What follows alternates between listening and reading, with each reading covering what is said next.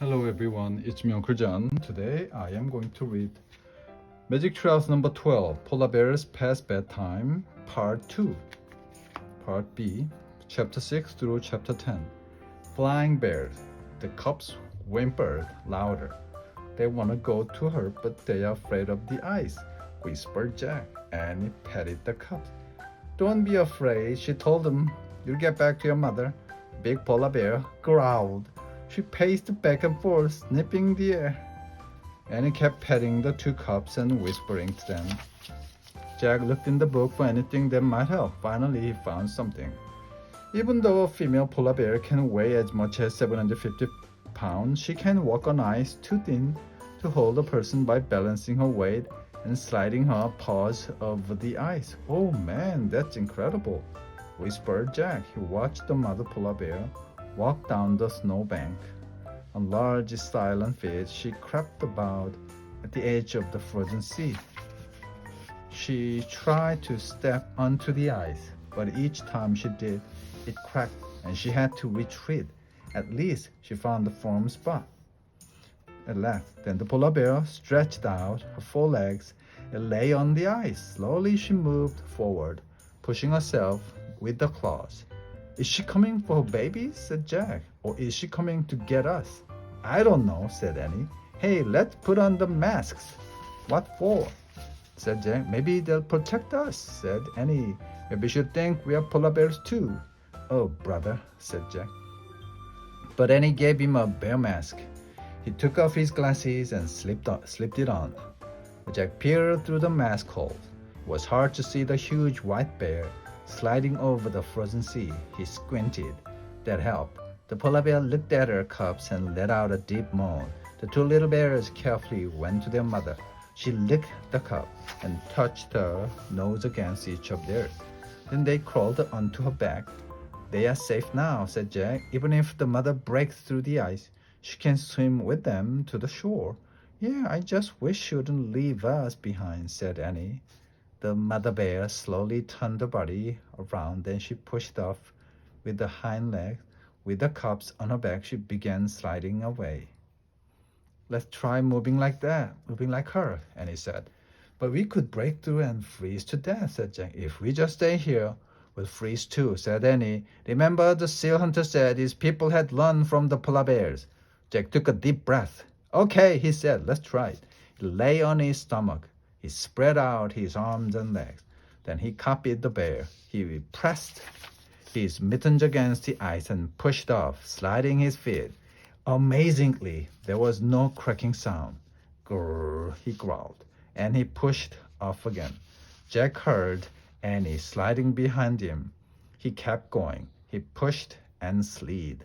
He pushed again and slid again. He made the movements over and over until something happened. He didn't feel like a boy anymore. He felt like a polar bear. Then Jack felt something even stranger. He felt like a flying polar bear.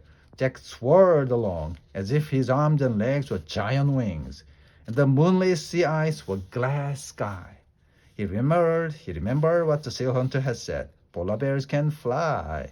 Chapter 7, Spirit Lights. Jack, you can get up now, said Annie. Jack opened his eye. Annie was standing over him. She still had her mask on.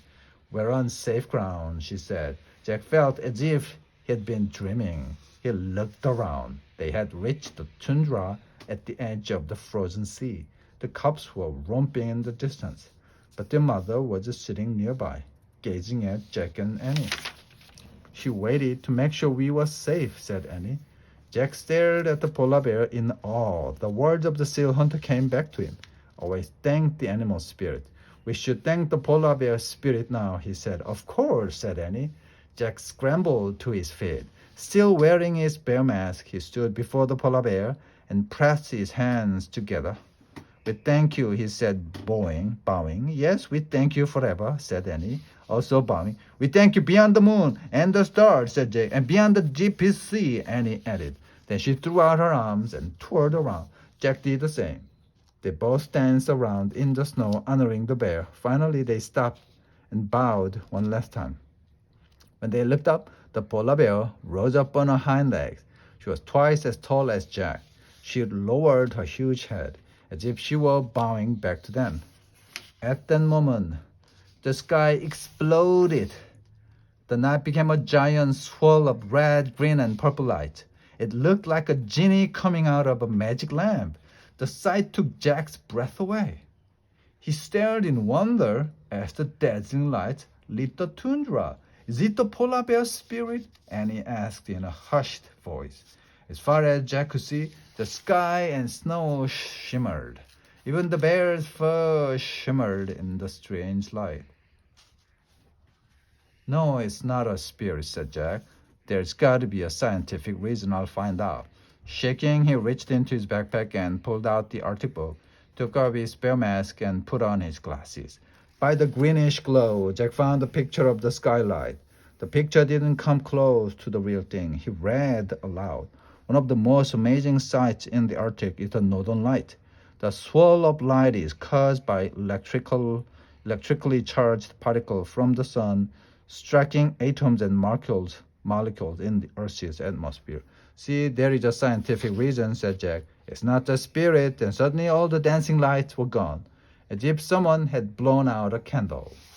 The magic had ended. Chapter 8, Riddle Solved. Now only the moon shone on the snow. Jack looked around for the polar bear. She was gone. Where did she go? Asked Annie. I don't know, said Jack. He looked over the tundra. There was no sign of the giant bear or her cubs. Maybe she's not interested in scientific reason, Jack said. Annie sighed. She took off her bear mask and handed it to Jack. He put both their masks in his pack. Now what? Asked Annie. They looked around. The vast fields of snow ended in darkness. Jack had no idea where they were. He shrugged. I guess we just have to walk and hope for the best. Wait, listen, said Annie. From the distance came howling sound. They grew louder and louder. Yay! We don't have to wait long, said Annie. The huskies are coming. Howling filled the night as the dog sled came into view. The seal hunter was running beside it. We are here. Over here, called Jack. He ran toward the sled, and he followed. I was afraid you were lost, said the seal hunter. We were, said Annie. We got stuck on thin ice too, but a polar bear helped us. Yeah, said Jack. And we wore your masks, and they made us feel like bear. Yeah, the masks made us brave, said Annie. She caught her breath. Oh man, wait, said Jack. Annie's words sounded familiar. He took out his notebook and read Morgan's riddle aloud. I cover what's real and hide what is true, but sometimes I bring out the courage in you. What am I? Aha! A mask! Jack and Annie sat together. A seal hunter smiled. You knew, said Annie. It was for you to discover, said the seal hunter, not me. Jack pulled the bear masks out of his backpack. Here, he said, thanks a million. The hunter took the masks and put them inside his parka. We can go home now, said Jack. Do you mind taking us back to the treehouse, said Annie. The seal hunter shook his head. Climb on, he said. Jack and Annie climbed onto the duck sled. Mush, said the seal hunter. Mush, said Annie. Mush, said Jack. Snow began to fall as they took off across the dark ice. Chapter 9. Oh no, one more. By the time the duck sled arrived at the treehouse, the snowstorm had become a blizzard. Can you wait just a minute? Jack asked the seal hunter. So we can check something. The hunter nodded. His dogs whined as Jack and Annie climbed through the ice through the treehouse window. Jack grabbed a scroll that held a riddle. He unrolled it. The riddle was gone. In its place was one shimmering word. Mask. We did it, said Annie. The treehouse will take us home now. Great, said Jack. Let's say goodbye to the seal hunter and give him back his clothes. They quickly pulled off their sealskin clothing and their boots. Thanks for letting us borrow these, Jack called through the window. The seal hunter walked to the treehouse and took the clothes from Jack and Annie. They stood shivering in their pajamas and bare feet. Thanks for everything, said Annie, her teeth clattering. The seal hunter gave them a wave. Then He walked through the swirling snow to his sled. Mush, he shouted. The dogs took off through the stormy night. Let's get out of here, said Jack. He hugged himself. Before we freeze to death. Annie grabbed the Pennsylvania book that always took them home. She pointed to a picture of the Frog Creek woods. I wish we could go there, she said. They waited for the treehouse to start spinning. Nothing happened. Jack shivered. I wish we could go there, Annie said. Again, nothing happened. What's going on? Said Jack. He looked around the treehouse. 4 scrolls with the solved riddles. Answers were in the corner. Then he saw it. A 5th scroll. Where did that come from? He said. Jack grabbed it and unrolled it. On it were the words. Look at the letter. The first, not the rest. Discover the place that you love the best. Oh no, said Annie. Another riddle.